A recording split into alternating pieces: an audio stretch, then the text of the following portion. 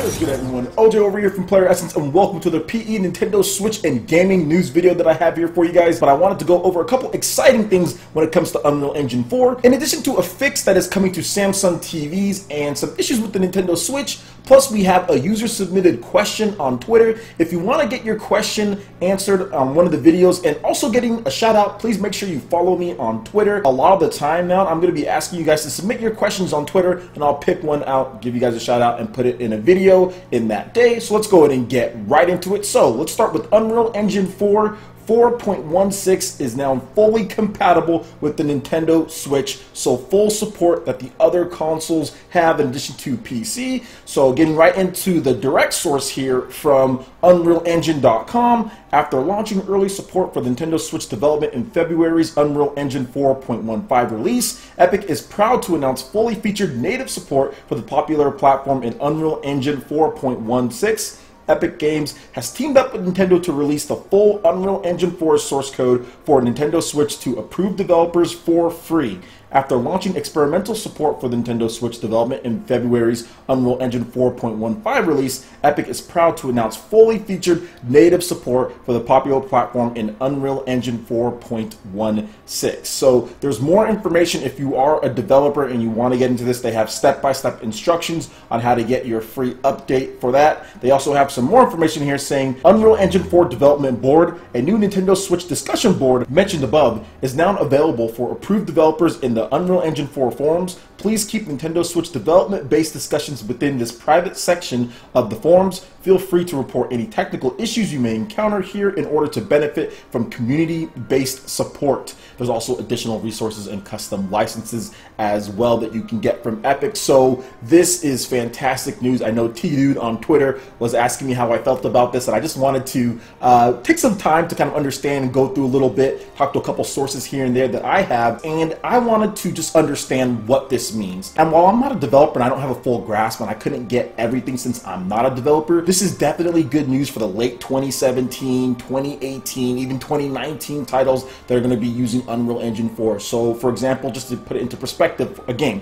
Bloodstained Ritual of the Night, this is very good for them because now they don't have to do as much work as they would have with the experimental stage. Now they have the full version that's coming to Xbox One, that's coming to PS4, PC. That same Unreal Engine is completely launched on the Nintendo Switch in terms of development tools, in terms of features and everything. You still have to go in there and get some optimizations done and everything like that, but it's going to be far easier and probably less that you would have to do without this update here. So this is definitely good on their end, and we've heard, as far as news goes, 20 games from Japan that are using Unreal Engine 4. Now, unlike the European and Western territories when it comes to Unreal Engine 4, not a lot of indie developers that we know of, at least in Japan, at least that scene isn't quite as big as the Western territories, are using Unreal Engine 4. So therefore, this 20 games that Epic Japan talked about, these are going to be a lot of the bigger games that are coming from Japanese developers, because that's what they said. They said they have 20 games from Japan by itself that are going to be using Unreal Engine 4.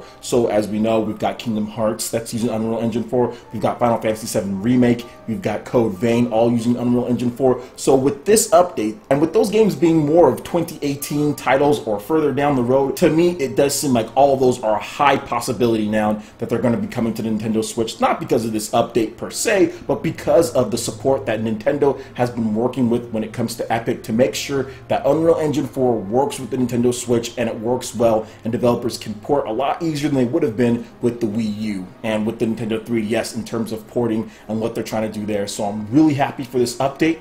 I do think that we're going to see a lot of Japanese games on the system, and I do feel that this is going to be a great update for developers in order to optimize their games, get their games out quicker, and making sure that the Nintendo Switch version is a quality port of whatever they're doing. Alright, and moving on to the next article here, Samsung will be releasing a TV firmware update this summer, which should fix the Nintendo Switch HDMI issue that it's been having. So, do you have a modern Samsung TV? Do you own a Nintendo Switch and often have it sitting in a dock? In that case, you might be one of the many people affected by this issue in which the TV randomly changes the Nintendo Switch's HDMI input while the system is in sleep mode. There is some good news, as Samsung is readying a patch that should fix this problem with the Nintendo Switch and other devices. The company said in a statement to The Verge that the firmware update is slated for the summer that will address this behavior and provide the level of confidence that it was intended. I used to have a Samsung TV, but it's an older one, a 2010 one that I was using up until I got my Vizio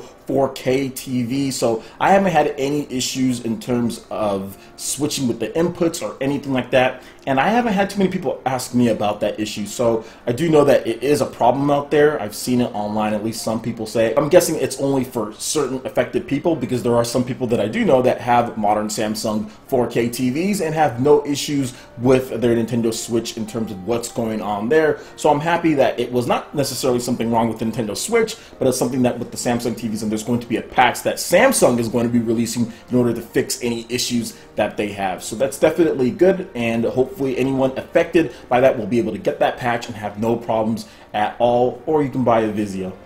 No, I'm joking. Samsung makes great TVs. I used to always buy their Samsung TVs, but the 4K TV I got was good for gaming and it was cheap, so I bought the Vizio 4K TV. But anyway, let me know what you guys think. Have any of you guys had this issue? Please let me know in the comment section below. Alright, and getting into the last topic here, we have a question from Twitter. I asked you guys, hey, what are some questions that you guys have? I'll be making a video, and I kind of just picked out one of them that I thought was the best one for this video. If I didn't get your question answered this time, trust me, I'll have many more videos. You guys know I do a lot of them, and I'll be taking you guys' questions, so this is a great time to follow me on Twitter. I'll have my name up here, in addition to a link in the description below to where you can follow me on Twitter and ask your questions when I make the post. So this is from Richard at Ash Let's Play News, and he says, OJ, what's your biggest draw of Mario+Rabbids to you? So he's asking me, like, what do I think is most appealing about this game based on the information that has been revealed? First, I want to say thank you so much for the question, Richard. I really do appreciate that. You guys all go follow Richard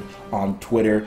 And I'll say this, the most appealing thing to me about this is that it's something new. It's something new from Nintendo and Ubisoft in the RPG realm and the strategy RPG realm. I think that was a very smart thing to do to make it a strategy RPG, not a turn-based, not an action. Those are harder to do in terms of making a solid and quality title. Now, some people might like turn-based, normal turn-based, like Persona style or something like that, or Pokemon style, and action RPGs more. Maybe those can reach a higher ceiling, but in terms of strategy RPG, it's hard to really mess that one up. And with strategy RPGs, you can often implement a lot of different characters into the mix. So to me, the biggest draw is the fact that it's a strategy RPG, because from there, you can look at it from the mentality of, okay, I have all these different people that I can use, and I can place them strategically in a match, in a game. That's fun. The concept is just brilliant to me, especially having the Rabbids dress up. That could make so many crazy combinations and putting together different types of pieces to a puzzle. And that's the most appealing to me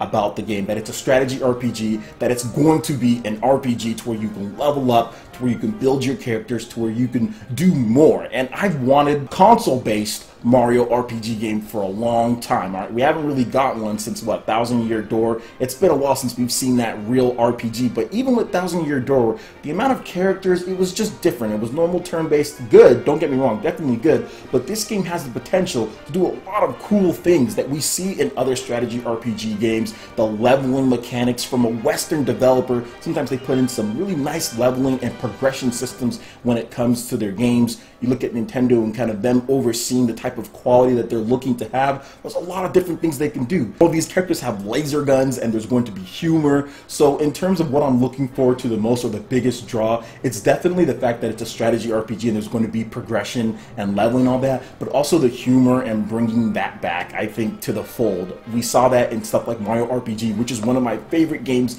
of all time. So all that combined just makes me super, super interested in this game, and that's why when the rumors first came out about this, I didn't know. I was like, well, maybe it is, maybe it isn't, who knows. But then when I saw proof of it, and when I saw the concept that all of you guys saw at this point, that's why my tune changed on this completely. And you can tell pretty much the time when it did. I was like, no, this is going to be good. The game is real, and it's going to be good. I like the concept. Trust me, when you guys see it, it's going to make some more sense. It's going to make sense what they're trying to do with this game, why they're using Rabbids, the way that the concept is all putting together. I think it's going to be a solid game. I think it's going to work. I think they picked the right genre. So I'm really looking forward to this, and I think it's going to be a great game, and the strategy RPG is my most appealing thing as far as what's drawing me to the game. Alright Ninja, what's your most appealing thing or biggest draw that you've seen so far from the leaked Rabbids artwork and information? Let me know in the comment section below. Also make sure you check out the description below. There you'll have links over to our Facebook, Twitter page, all that. Give us a like and a follow just so you can help us spread the content of PlayerEssence across the internet in addition to YouTube. Also, make sure you check out our Patreon page, linked in the description below, where we'll be giving away a Legend of Zelda Breath of the Wild Guardian amiibo when you pledge any tier, in addition to Discord voice chat for our live streams, and much more. So please check out PlayerEssence on Patreon and support PE Live and PE Arena. Go ahead and hit that like button if you did like this video. Let us know that you want more content like this going forward in the future, and subscribe to PlayerEssence for the latest news, reviews, discussions, and more. Thank you so much for watching, and we'll catch you Ninja for the next video. Peace.